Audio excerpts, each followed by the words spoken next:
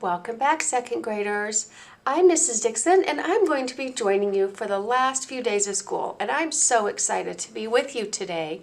And today we are going to work on Sleuth Unit 6, pages 48 and 49. And here's what we're going to be learning today. We're going to be learning to read like a detective so that we can better understand the central message of the story. And central message is something that you have been working on all year with Miss Ray and Miss Warren and your teachers. And so before we jump into our story, there are two vocabulary words that I want to review with you. The first one is thrilled, and second graders, you'll see the person on the screen. Look, you'll see her face. She looks excited, and that's what thrilled means, extremely excited. So you could be thrilled because you got an A on your reading test, or you could be thrilled because you were able to have your favorite meal for dinner. And scatter just means spread about. If you'll see those leaves on the screen, you'll see that they're scattered about on the sidewalk. And so think about your toys or your school materials or your things that you have in your home or where you live. They might be scattered about. You might have your books and papers all spread out, or you might have your toys all over the floor and they are scattered all over.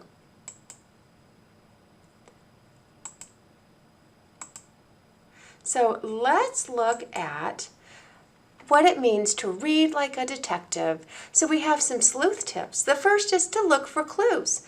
We know that detectives look for clues, and boys and girls, just like a detective, you're going to look for clues as you're reading today. You're going to be looking for clues that help you determine the central message. We also ask questions. Detectives ask questions, and so do good readers. So the question that you want to ask today and that I want you to focus on is, what is the message the author is wanting to teach us? And then you're going to make your case and prove it with text evidence. And you'll also be doing that on your seesaw assignment today as well. Let's watch this short video on central message. Announcing the central message. What is the central message? The central message is the big idea, or another way to say this is, what is the text really about? Now you might be thinking, how can I find the central message? First, you need to annotate the text. Underline the important events in the story. Then ask yourself, what did the character learn? Use the important events that you underline to support your answer. Last, write the big idea or central message of the story. What is the author trying to tell the reader? Let's practice with an example from the C- story. In this story, Jody was upset because she got a C- in PE on her report card. She was worried that her dad would be disappointed in her. When she told her dad, he laughed. He knew she wasn't good at sports, but was proud that she did her best. What did she learn in this story? Jody learned that she wasn't perfect at everything, but her dad was still proud because she did the best she could. What's the central message? You might not be the best at everything, but you should always give your best effort. Now it's your turn. So boys and girls, that's what we're going to do next, boys and girls. We are going to practice finding the central message in a piece of text. And on the screen, you will see that text, and you will see some arrows where I have put some clues for you to help you determine the central message of the story. So see how those arrows and clues help you determine that. And I've also underlined our two vocabulary words for the day for you. So let's get started with our story. Picking up Sunset Park. Lacey stood at the gate of Sunset Park. What she saw made her want to cry.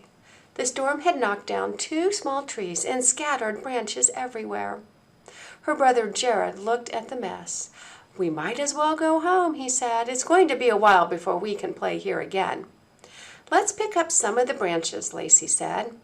"That will take all day." And you'll notice there's an arrow. Let's pick up some of the branches. If we work together, we can get it done quickly, Lacey said. I wonder if that could also be a clue. They began to pick up branches and pile them near the gate. As the pile grew, their friends Marius and Elsa rode by. "What's going on?" Marius asked. "The storm blew down some trees," Lacey said. "We're cleaning up." Marius and Elsa hopped off their bikes and began working. We had 2 friends help Lacey picking up. Soon some neighbors saw the kids at work. They started to clean up too. Mrs. Cleary came with cold lemonade for everyone. Before long, the branches were all cleared. The adults cut the fallen trees and moved them to the side. The park was almost as good as new. Lacey and Jared happily ran to the swings. They were thrilled. There was even time to play before dinner. So boys and girls, as you look at the arrows, we have let's pick up branches. The neighbors came and helped. Marius and Elsa hopped off and began working. Mrs. Cleary made lemonade.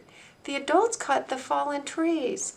I've highlighted a few of the clues, and you might see some other clues in the story that I didn't highlight or draw an arrow to, and that's okay. There's lots of text evidence. So what is the central message? Well, I'm thinking there's a couple of possibilities. Number one is the importance of everyone working together to complete a task.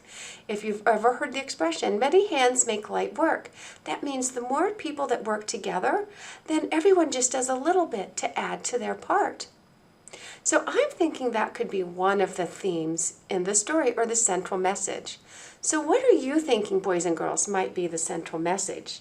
In your seesaw assignment today, you're going to do right down here where it says make your case at the bottom right. What did the writer want to explain in the story? So what was the author's central message? So in your seesaw assignment today, you're going to be finding text evidence to support what you think the theme is in the story.